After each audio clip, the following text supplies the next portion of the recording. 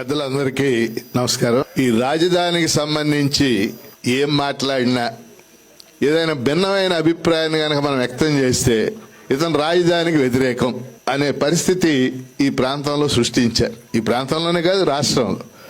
మొన్న ఎమ్మెల్సీ ఎలక్షన్లో నేను ఓడిపోయా, మీకు తెలుసు. అనేక ఇతర కారణాలతో పాటు ఒక కారణం రాజధాని కూడా.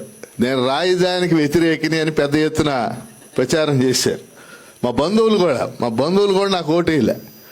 ఏంటంటే నువ్వు రాజధానికి వ్యతిరేకం అంటే కదా, మేము అక్కడ భూములు కొనుక్కున్నాం అని చెప్పి. అంటే పరిస్థితి అలా. అంటే ఈ చుట్టుపక్కల జిల్లాలన్నింటిలో, మన జిల్లాల్లో కూడా రాజధాని అంటే భూములు, రాజధాని అంటే ఒక రియల్ ఎస్టేట్, అలా మన మైండ్ సెట్ని తయారు చేసి. కానీ 3 విషయాలు ప్రస్తావన చేస్తాం. మొదటిది, ఆంధ్రప్రదేశ్ పునర్వ్యవస్థీకరణ చట్టం, విభజన చట్టంలో రాజధాని గురించి 2 చోట్ల పేర్కొన్నారు. ఒకటి శివరామకృష్ణన్ కమిషన్, సరే అది అయిపోయింది, ఆ గొడవలోకి నేను ఇప్పుడు వెళ్తాను.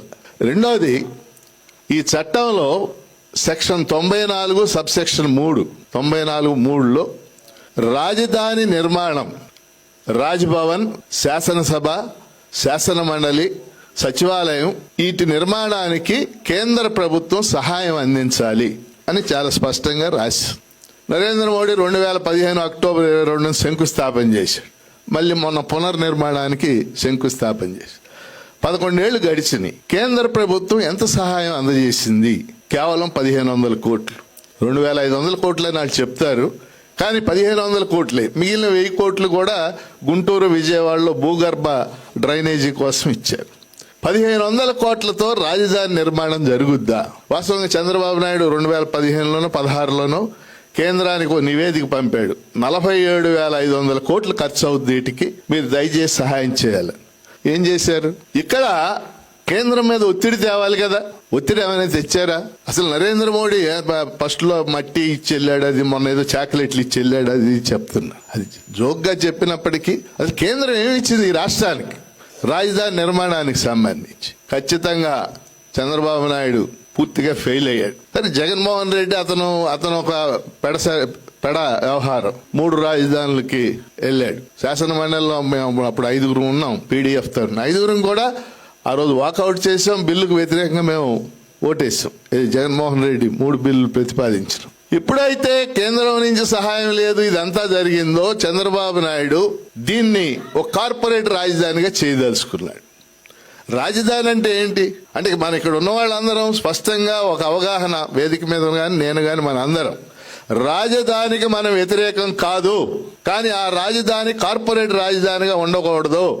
అది ప్రజా రాజధానిగా, అది పాలనా రాజధానిగా ఉండాలి. ఇది క్లియర్. మనం బహుశా అందరూ ఇక్కడ ఉన్నవాళ్ళు అది యాక్సెప్ట్ చేస్తారు అనుకుంటున్నా. రాజధాని ప్రజా రాజధానిగా ఉండాలి, పాలనా రాజధానిగా ఉండాలి, దానికి అనుగుణమైన నిర్మాణం జరగాలి. కానీ ఎప్పుడు ఆయన దీన్ని ఇప్పుడు కార్పొరేట్ రాజధానిగా మార్చేశాడు. కార్పొరేట్ రాజధాని ఎవరి కోసం? ప్రజల కోసమా, కార్పొరేట్ కంపెనీల కోసమా? నేను చెప్పదలసిన మొదటి అంశం, గత ప్రభుత్వం కానీ ఇప్పుడున్న కూటమి ప్రభుత్వం కానీ కేంద్రం మీద ఒత్తిడి తేవడం ఫెయిల్ అయ్యారు. ఇప్పుడు వస్తున్న నిధులు కూడా ఎక్కడి నుంచి? ఏషియన్ డెవలప్మెంట్ బ్యాంకు, తర్వాత ప్రపంచ బ్యాంక్ కలిసి వాళ్ళు 15,000 కోట్లు ఇస్తున్నామని చెప్పారు. నేను శాసనమండలిలో దాని మీద మాట్లాడాను. ఇది రుణమా, గ్రాంటా? కానీ ఆ రోజు నాదెండ్ల మనోహర్ హౌస్ లో ఉన్నాడు. సార్ గ్రాంటేగా అన్నాడు లేచి. నేను మళ్ళీ మాట్లాడబోతుంటే బొత్స సత్యనారాయణ ప్రతిపక్ష నాయకుడు లేచి, ఆయన గ్రాంట్ అంటున్నాడు, రికార్డ్ అవుతుంది, నీకెందుకు మాట్లాడుతున్నావు మళ్ళీ అంటున్నాడు నన్ను.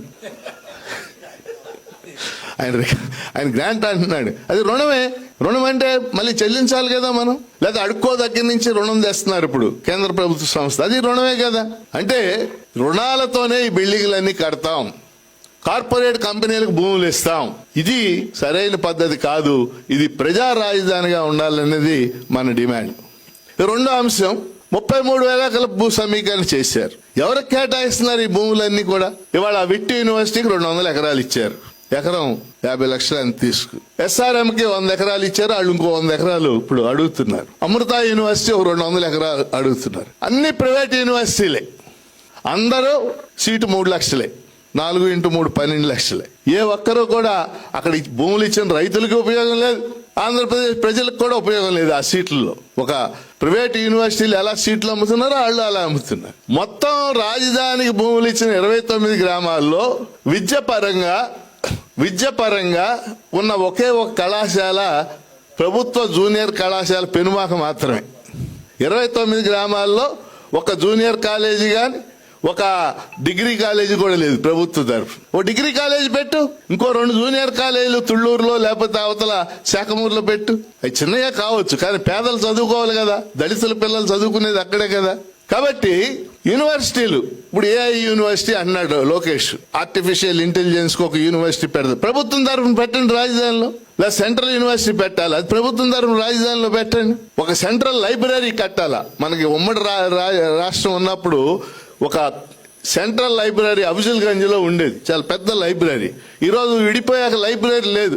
ఒక సెంట్రల్ లైబ్రరీ ఇక్కడ కట్టండి. ఒక రాష్ట్ర స్థాయి పోటీ పరీక్షలు కోచింగ్ ఇచ్చే అంబేద్కర్ పేరుతోనో ఇంకోరి పేరుతోనో కోచింగ్ సెంటర్ కట్టండి అక్కడ.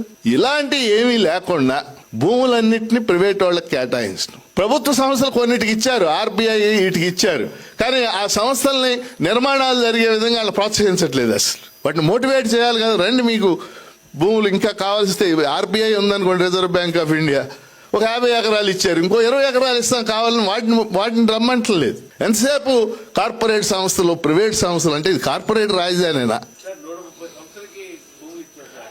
నిర్మాణం ఎన్ని బిగినైంది? Witty university బిగినైందిగా. మరి నేను అనేది విట్టి యూనివర్సిటీకి నువ్వు 200 ఎకరాలు ఇచ్చావు, సీట్లు ఓ 50% సీట్లు పిల్లలకి కౌన్సిలింగ్ లో తీసుకురా, లేకపోతే పిల్లలకి రైతులకి భూములు ఇచ్చిన రైతుల పిల్లలకి తక్కువ ఫీజుకి ఇవ్వచ్చు కదా.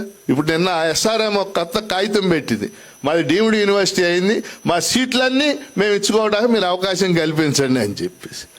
అందుకని ఇది ధోరణి, ఇది ప్రజా రాజధాని ఎట్లా అవుద్ది, ఇది 2వ అంశం. ఇక 3వ అంశం, పెద్ద శోభనాథ్ గారు, రామచంద్ర గారు చెప్పినట్టు ఉన్నాయి చాలక ఈ 33,000 ఎకరాలు, ఇప్పుడు 44,000 ఎకరాలు మళ్ళీ తీసుకుంటాం అనేది ప్రకటించడం దారుణం.